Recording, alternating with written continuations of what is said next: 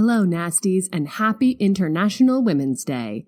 Though the United Nations began celebrating International Women's Day in International Women's Year, 1975, the earliest Women's Day observance, called National Women's Day, was held on February 28, 1909 in New York.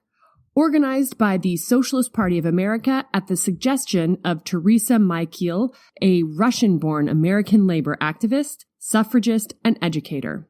The following August, the International Socialist Women's Conference was organized and inspired in part by American socialist, German socialist Louisa Zietz, proposed the establishment of an annual Women's Day.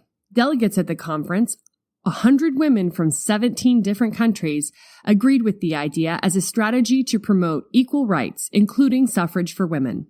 The following year, on March 19, 1911, International Women's Day was marked for the first time by over 1 million people in Austria, Denmark, Germany, and Switzerland. In the Austro-Hungarian Empire alone, there were 300 demonstrations. In Vienna, women paraded on the Ringstrasse and carried banners honoring the martyrs of the Paris Commune. Women demanded that they be given the right to vote and hold public office. We've come a long way, particularly considering the number of women who are in the U.S. Congress this year. But there's a lot more work to do. This year, as we celebrate 100 years of women's suffrage in so many countries, we will be honoring the work that has been done and the work that we still have to do to fight patriarchy and bias. The hashtag being used for this year's International Women's Day is Balance for Better. And in this season of She Who Persisted, we're going to be looking at contemporary and historical ways that people have worked to create gender balance. From historians looking at the intersection of gender, labor, and technology, to activists organizing to improve the lives of women. These people are persisting in their desire to create a better world for women and individuals experiencing discrimination, to fight the patriarchy, and to raise awareness of bias in all its forms.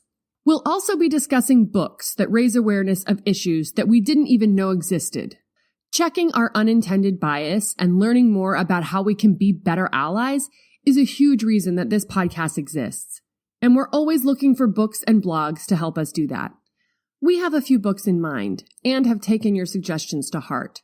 If you have any additional ideas, please reach out to us on social media, either through our Facebook page, She Who Persisted, the Nasty Podcast, the Facebook discussion group, Persisters, the She Who Persisted group, on Instagram at She Who Persisted, on Twitter, She Persisted Pod, or via email at shewhopersistedpodcast@gmail.com.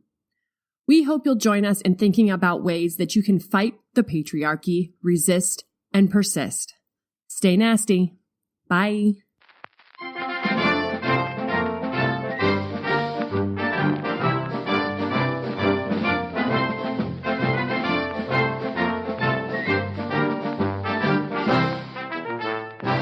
She was warned.